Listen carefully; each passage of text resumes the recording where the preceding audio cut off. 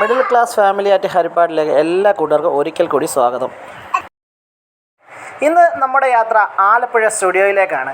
Studio എന്ന് കേൾക്കുമ്പോൾ തന്നെ നിങ്ങൾക്ക് എല്ലാവർക്കും മനസ്സിലായി കാണും നമ്മൾ എന്താണ് ഇവിടെ കാണാൻ പോകുന്നത്, അല്ലെങ്കിൽ എന്താണ് പ്രതീക്ഷിക്കുന്നത് എന്നുള്ളത്. ഇവിടുത്തെ സംഭവം എന്ന് വെച്ചാൽ വേറൊന്നുമല്ല കേട്ടോ, ഇഷ്ടം പോലെ നമ്മുടെ കളക്ഷൻസാണ്, ഡ്രസ്സിൻ്റെ കളക്ഷൻസാണ്. ആണുങ്ങൾക്കും പെണ്ണുങ്ങൾക്കും വൻ ഓഫറിലുള്ള കളക്ഷൻസ് ഉണ്ട്. നമ്മൾ പുറത്തു നിന്നൊക്കെ വാങ്ങിക്കുന്നതിനെക്കാട്ടിലും ഭയങ്കര ലാഭമായിട്ടുള്ള സാധനങ്ങൾ കൊടുക്കുന്നുണ്ട്.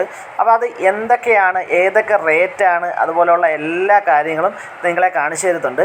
അപ്പോൾ നിങ്ങൾ വീഡിയോ ഇഷ്ടപ്പെടുകയാണെങ്കിൽ ലൈക്ക് ചെയ്യാനും കമൻറ്റ് ചെയ്യാനും മറക്കല്ലേ.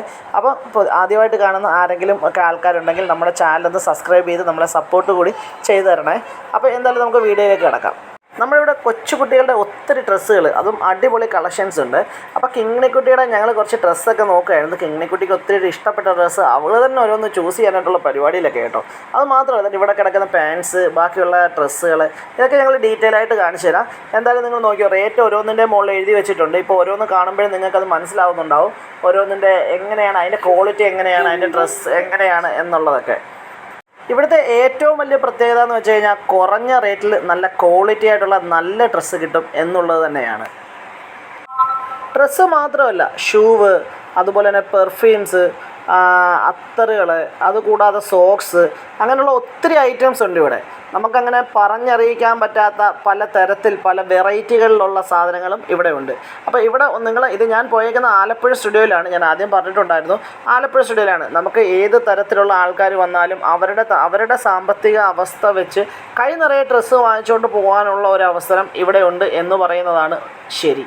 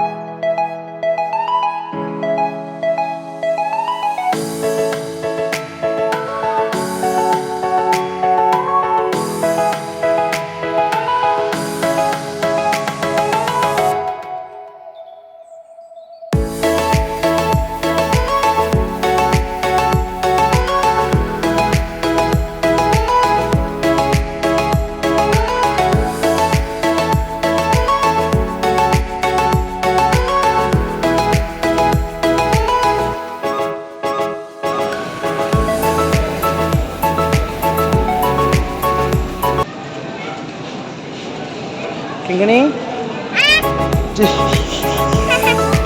എവിടെ പോവാ?